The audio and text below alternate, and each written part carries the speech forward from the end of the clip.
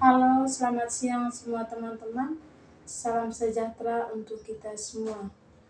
Kembali lagi bersama saya atas nama Else Rambulailu, mahasiswa Universitas Argopuro Jember, jurusan Pendidikan Luar Biasa, kelas 22A1, dengan nomor induk mahasiswa 221F 10146.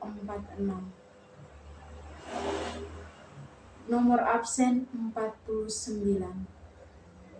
Oke, dalam video kali ini saya membuat video untuk menempuh persyaratan tugas UTS dari mata kuliah penyandang disabilitas anak tunalaras dengan dosen pengampu Bunda Sugihartati, SPD, MPD. Oke teman-teman, saat ini saya akan membahas materi tentang pengertian dan klasifikasi anak tunalaras. Anak tunalaras adalah individu yang mengalami gangguan emosi dan penyimpangan perilaku serta kurang dapat menyesuaikan diri dengan lingkungannya, baik di dalam lingkungan keluarga, sekolah, maupun masyarakat. Anak tunalaras sering disebut sebagai anak tradisional juga, karena beberapa tingkah laku yang ditunjukkan sangat bertentangan secara terus-menerus terhadap norma-norma dalam masyarakat. Beberapa contoh perilaku tunalaras terwujud mencuri, yaitu berwujud mencuri, mengganggu teman, menyakiti orang lain, dan sebagainya. Anak tunalaras juga sering disebut sebagai anak dengan gangguan emosional atau yang disebut sebagai emotionally disturbed.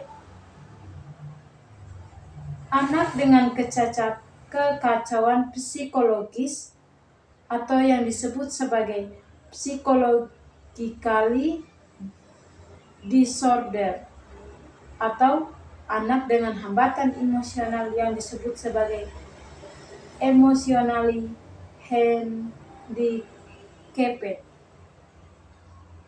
karena mereka memiliki kecenderungan tidak dapat mengendalikan emosinya, sehingga sering mengalami konflik baik dengan orang lain maupun dengan dirinya sendiri. Yaitu artinya ada pengertian ini menjelaskan bahwa anak tunalaras adalah anak yang mengalami gangguan pada kejiwaan atau emosional yang sangat tinggi.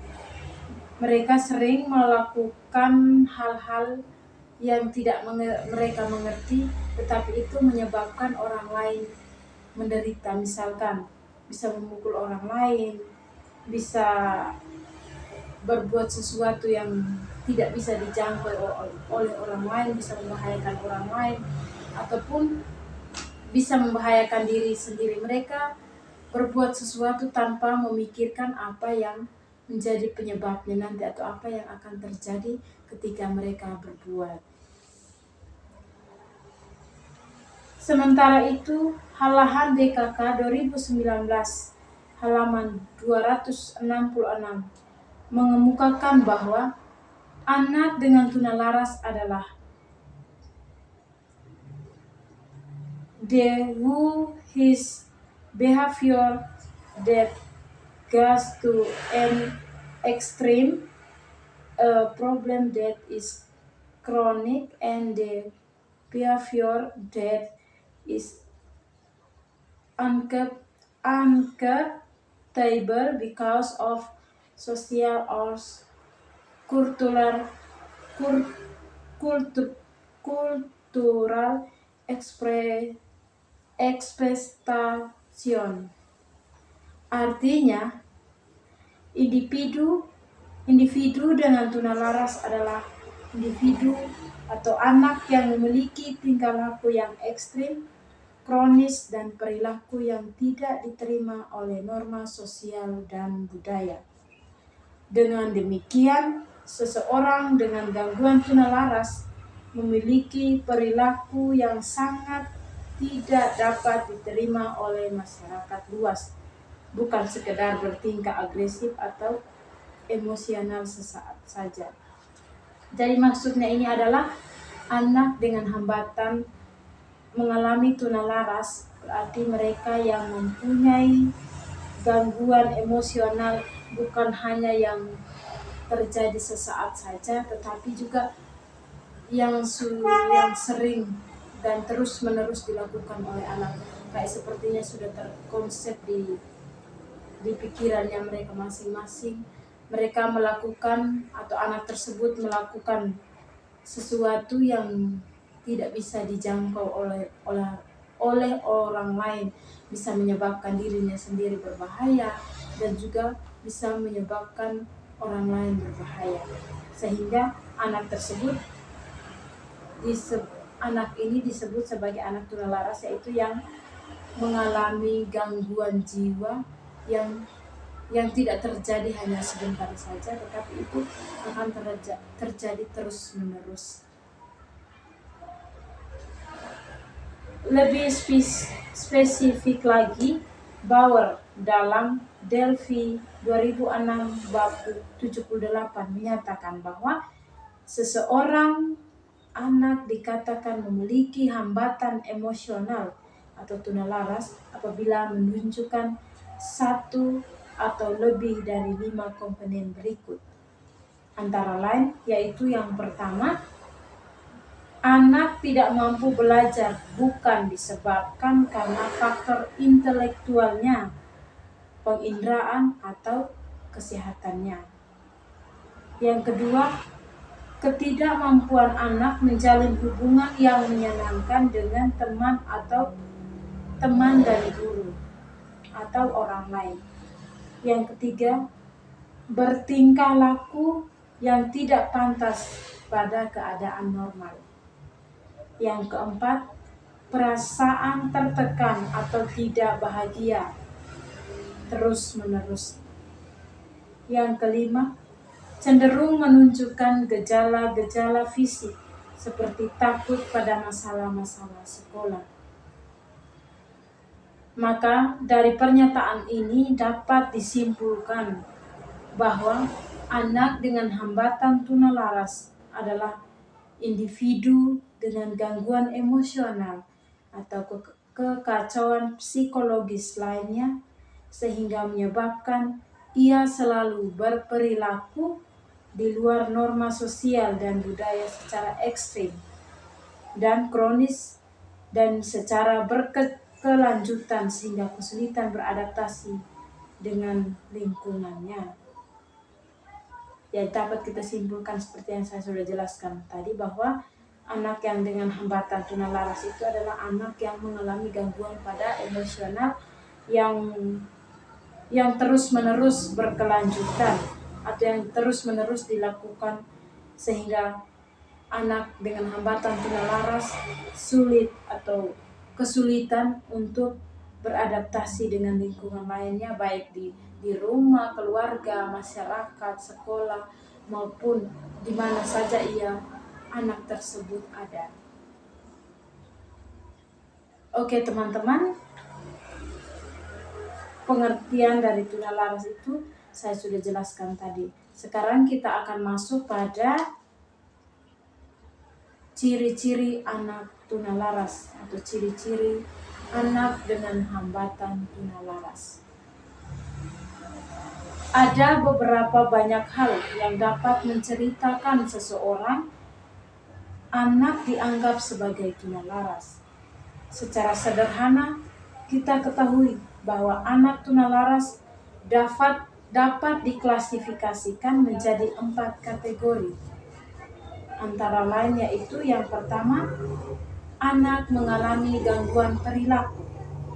Yang kedua, anak mengalami kecemasan yang berlebihan. Yang ketiga, anak agresif sosial. Dan yang keempat adalah anak tidak matang. Menurut Marlina 2015 halaman 28 sampai 29 menyatakan bahwa masing-masing klasifikasi atau macam-macam jenis anak dengan hambatan tunalaras tersebut memiliki ciri yang akan disampaikan sebagai berikut, antara lain: yang pertama, kurang perhatian, gangguan konsentrasi, dan melamun. Kalau itu adalah salah satu ciri anak-anak tunalaras ya, sering saya jumpai di sini juga. Yang kedua itu adanya canggung, kurang koordinasi, suka bengong, dan berangan-angan yang lebih tinggi atau menghayal yang lebih tinggi ya. Dan yang ketiga, kurang inisiatif, pasif, ceroboh, suka mengantuk, kurang minat, dan mudah bosan. Yang keempat, tidak tabah atau tidak sabar, tidak kerasannya, tidak gigih mencapai tujuan, dan sering gagal menyelesaikan tugas. Dia melakukan segala sesuatu aja atau tugas apa yang dia lakukan itu pasti dia cemas, pasti dia akan tidak bisa untuk menyelesaikan meskipun itu sederhana, karena dia pikirannya itu bukan hanya tentang tugas itu atau fokus dengan apa yang dia kerjakan, tetapi banyak hal yang mereka pikirkan, berangan-angan yang lebih tinggi seperti yang saya sudah jelaskan tadi, menghayal yang tidak ada kenyataannya, tidak ada, tapi kalau mereka menghayal itu pasti lebih tinggi. Atau misalkan misalkan ada salah satu anak yang mengalami tunalaras, dia menghayalnya pengen pergi ke luar negeri atau pengen naik ini naik itu, sedangkan pada kenyataannya tidak seperti itu ya. Dan yang kelima, pakaiannya tidak rapi ya. Mereka ceroboh seperti yang saya sudah jelaskan ciri-cirinya itu anak tunalaras itu tuh, mereka tidak akan inisiatif dari apapun itu, mereka tidak akan mengikuti, ikut tapi mereka tidak mengerti apa yang akan dilakukannya nanti. Dan mereka sering, biarpun pakaian serapi apapun kita membantu untuk merapikan mereka, tapi itu nanti tidak lama kemudian pasti pakaian itu tidak akan rapi lagi. Karena apa ya, anak tunalaras ini kan mengalami gangguan jiwa, mereka tidak mengerti apa yang mereka lakukan yang sebenarnya mereka pintar, mereka bisa, tetapi karena dengan hambatan emosionalnya yang sangat tinggi dan terus menerus mereka lakukan, sehingga ini beberapa hal yang dilatihkan, yang diajarkan kepada mereka itu, mereka tidak akan menyelesaikannya dengan baik. Oke teman-teman, kurang lebihnya seperti itu ciri-ciri yang diketahui mengenai ciri-ciri anak dengan hambatan tunalaras. Yang berikutnya kita akan masuk pada karakteristik anak tunalaras. Karakteristik anak dengan hambatan tunalaras menurut Ibrahim dalam Asrori 2020 halaman 102 adalah sebagai berikut, yaitu yang pertama, adanya inteligensia dan prestasi akademis. Anak dengan hambatan tunalaras rata-rata memiliki kecerdasannya atau yang disebut sebagai IQ yang setelah diuji menghasilkan sebaran normal, yaitu 90, dan sedikit yang memiliki nilai di atas sebaran nilai anak-anak normal, dan kemungkinan besar memiliki nilai IQ keterbelakangan mental, serta ada juga yang memiliki kecerdasan yang sangat tinggi dan nilai tes kecerdasannya. Anak tunalaras biasanya tidak mencapai taraf yang diharapkan pada usia mentalnya, dan juga jarang ditemukan yang berprestasi akademisnya meningkat, dan rendahnya prestasi mereka pada pelajaran membaca dan matematika sangat menonjol. Yang kedua, persepsi dan keterampilan motorik. Bagi anak dengan hambatan tunalaras, sangat sulit untuk melakukan aktivitas yang kompleks. Mereka merasa enggan dalam melakukan aktivitas tersebut, malas dan tidak mau, dan merasa tidak mampu dalam aktivitas jasmani. Keterampilan motorik sangat menunjang bagi pertumbuhan dan perkembangan individu. Di sampingnya ada keuntungan lain seperti perkembangan sosial, kemampuan berpikir dan kesadaran persepsi. Oleh karena itu, disinilah sangat penting letaknya pembelajaran pendidikan jasmani seperti permainan sepak bola bagi anak tunalaras. Jadi itu adalah beberapa karakteristik anak tunalaras yang kita ketahui bersama. Ada anak tunalaras yang sangat cerdas, ya pintar lah istilahnya, dia bisa ini bisa itu, tetapi kalau kadang-kadang karena dia tidak bisa mengontrol mentalnya, kecerdasannya itu, maka anak tersebut akan mengalami tunalaras ya, karena mereka kelebihan pintarnya, sehingga kadang-kadang anak tunalaras ini dia bisa mengerti kecerdasannya, IQ-nya bagus, intelektualnya itu, proses belajarnya itu oke, dia bisa segala macam dia bisa, tetapi kalau tidak bisa mengontrol kecerdasannya itu dengan tidak menyesuaikan dengan mentalnya, dia itu juga akan membuat kesulitan untuk dia mengerti apa yang harusnya ia lakukan. Dan kadang-kadang mereka pintar melakukan sesuatu atau memikirkan sesuatu, tetapi kadang-kadang karena kelebihan pintarnya mereka itu tuh pasti ada yang rendahnya di prestasi, khususnya itu dalam pelajaran membaca, matematika, berhitung, segala macam itu tuh pasti anak tunalaras itu kurang cerdas atau mereka rendahnya di situ gitu. Terus mengenai keterampilan motoriknya, tadi saya sudah jelaskan bahwa kemampuan berpikir, kesadaran persepsi. Oleh karena itu disinilah penting letaknya pembelajaran pendidikan jasmani seperti permainan sepak bola bagi anak tunalaras.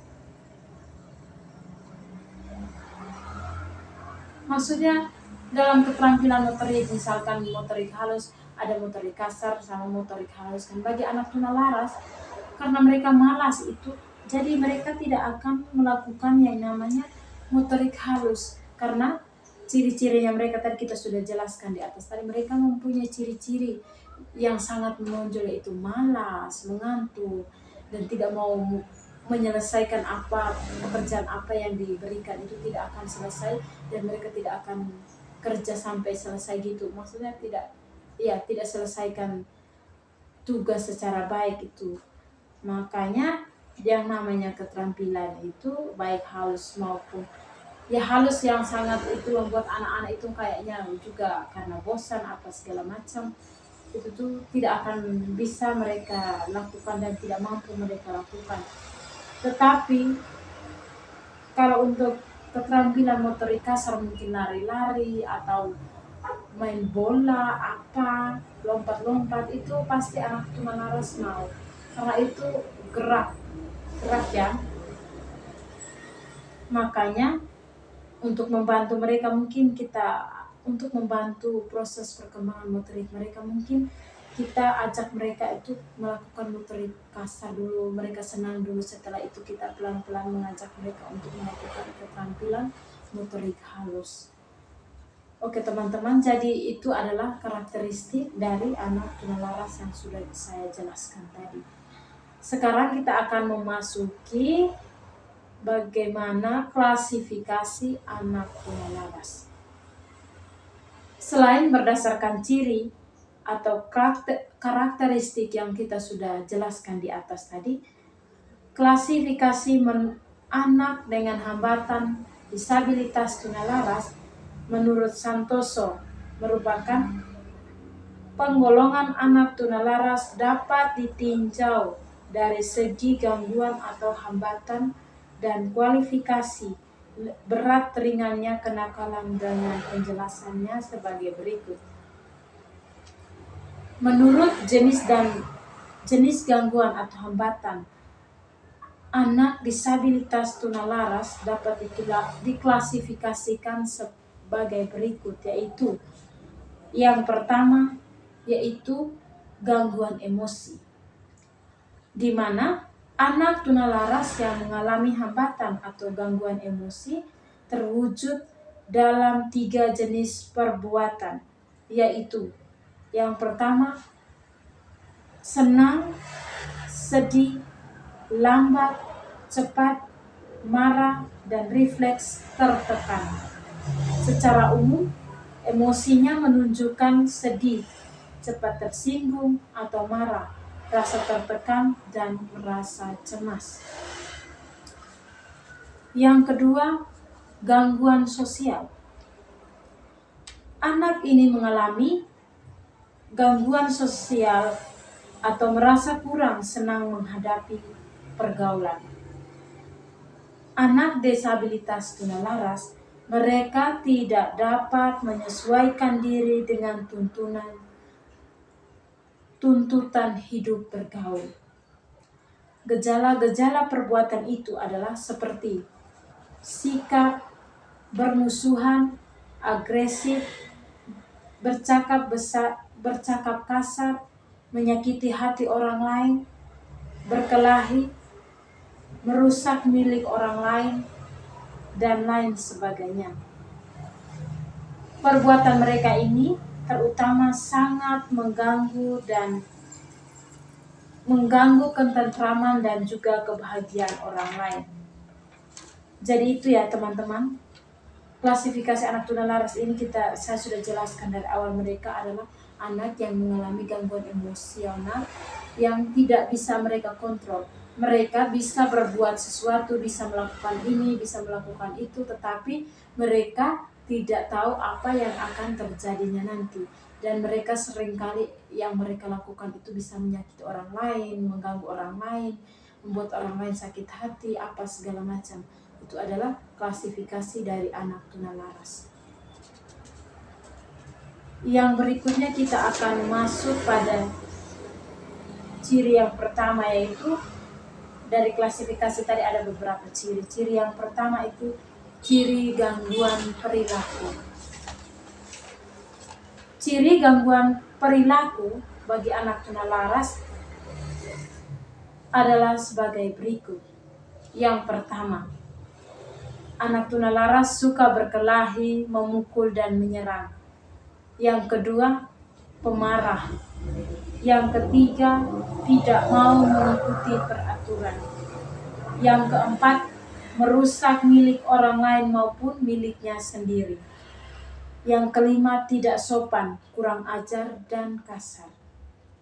Yang keenam, tidak dapat bekerja sama, penentang, dan kurang perhatian, suka mengganggu, negativistik, gelisah, pembolos, dan suka rebut, pemarah, mencari perhatian, dan suka pamer. Berikutnya, suka mendominasi orang lain, mengancam, menggertak, hiperaktif, pembohong, tidak dapat dipercaya, dan suka mengeluarkan suara aneh. Berikutnya, suka iri hati, cemburu, membantah. Berikutnya lagi, ceroboh. Mereka suka mencuri, mengacau, dan juga menggoda, menolak mengakui kesalahan, dan suka menyalahkan orang lain, dan mementingkan diri sendiri. itu adalah ciri-ciri gangguan perilaku bagi anak tunalaras yang saya sudah sebutkan tadi. Ini adalah ciri-ciri yang sering terjadi pada anak tunalaras, dan itu juga sering sekali mereka lakukan. Di sini saya sendiri menyaksikan anak tunalaras itu ya seperti ciri-ciri yang saya sudah jelaskan tadi, ya seperti itu. Mereka bisa melakukan segala sesuatu tetapi mereka tidak mengerti apa yang mereka lakukan, dan mereka kalau kita tegur mereka tidak bisa menerima teguran atau nasihat dari orang lain. Mereka akan mempertahankan apa yang ada di dirinya mereka sendiri, apa yang mereka pikirkan sendiri, dan tidak mau mendengarkan orang lain. Itu adalah ciri gangguan perilaku ya. Ciri yang kedua, adanya ciri anak pencemas. Ciri anak pencemas ini adalah sebagai berikut. Yang pertama, ada rasa tegang, cemas berlebihan, terlalu pemalu, suka menyendiri, mengasingkan diri, tidak punya teman. Ya, itu adalah ciri anak tunalaras juga. Yang kedua itu perasaan tertekan, sedih, merasa terganggu, sangat sensitif, mudah sakit hati, dan mudah merasa dipermalukan. Yang ketiga, merasa tidak berharga, kurang percaya diri, dan mudah frustasi dan sering menangis, menyimpan rahasia, pendiam, dan bungkam. Ini bisa terjadi bukan hanya pada anak tunalaras juga ya. Kita saja yang normal, anak yang normal juga, atau kita orang yang normal juga kadang-kadang mengalami hal yang sama seperti anak tunalaras, yaitu ciri pencemas ini. Dimana kalau kita sudah banyak pekerjaan, banyak tugas, banyak ini berbagai macam masalah, entah itu masalah pribadi, masalah keluarga, masalah lingkungan di mana kita berada, itu juga akan mengalami hal yang saya sudah jelaskan tadi dan yang saya sudah bacakan. Yang ketiga, ada ciri bagi anak tunalaras, yaitu ciri agresif sosial ya. Ciri agresif sosial ini adalah sebagai berikut. Yang pertama, memiliki perkumpulan yang tidak baik ya, mencuri bersama anak-anak lain, menjadi anggota suatu geng ya, berkeliaran sampai larut malam, melarikan diri dari sekolah, melarikan diri dari rumah. Ini juga sering terjadi pada anak-anak tunalaras atau anak-anak normal juga kadang-kadang mengalami hal yang sama seperti anak tunalaras. Ciri yang berikutnya, ciri anak yang tidak matang. Ciri anak yang tidak matang adalah sebagai berikut.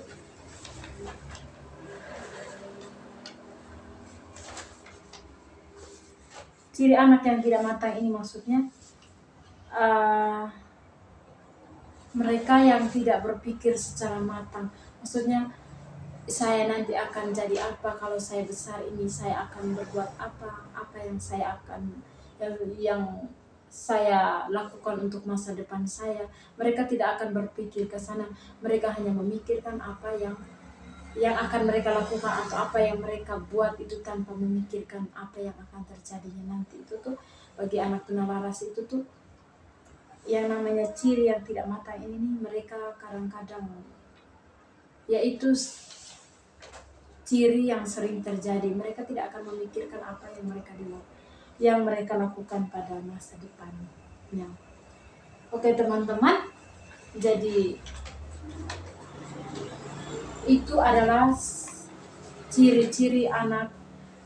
Ada beberapa ciri-ciri anak tunalaras atau anak dengan hambatan tunalaras tadi. Jadi kita ketahui bahwa kita simpulkan bahwa anak tunalaras ini adalah anak yang mengalami gangguan emosional yang terus-menerus mereka lakukan, dan baik dari gangguan perilaku, emosional, apa segala macam tadi yang saya sudah jelaskan di materi tadi. Dan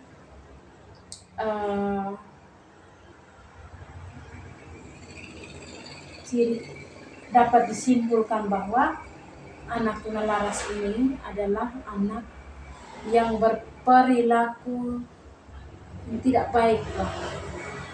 Mereka sulit untuk menerima teguran, sulit untuk diberitahu, sulit untuk diajarkan, sulit mengikuti peraturan. Jadi kita simpulkan bahwa anak mereka ini adalah anak yang mengalami gangguan emosional yang terus-menerus mereka lakukan. Bukan hanya sesaat saja, tetapi itu yang sudah terkonsep di dalam pemikirannya mereka masing-masing. Oke,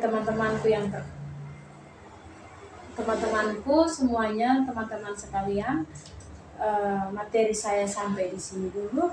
Semoga materi yang saya sampaikan kita dapat mengetahui bagaimana ciri dari anak tunalaras. Misalkan di mana kita berada, kita lihat perilaku anaknya seperti apa, kita bisa menentukan bahwa itu adalah ciri-ciri anak tunalaras. Tapi kita tidak bisa menentukan dari diri kita sendiri. Oh, kita lihat yang nakal sedikit, oh anak tunalaras. Tetapi kita ketahui itu dari psikolog ya, bukan kita ini tidak bisa menentukan kalau itu anak tunalaras. Tetapi kita ketahui, kita perlu belajar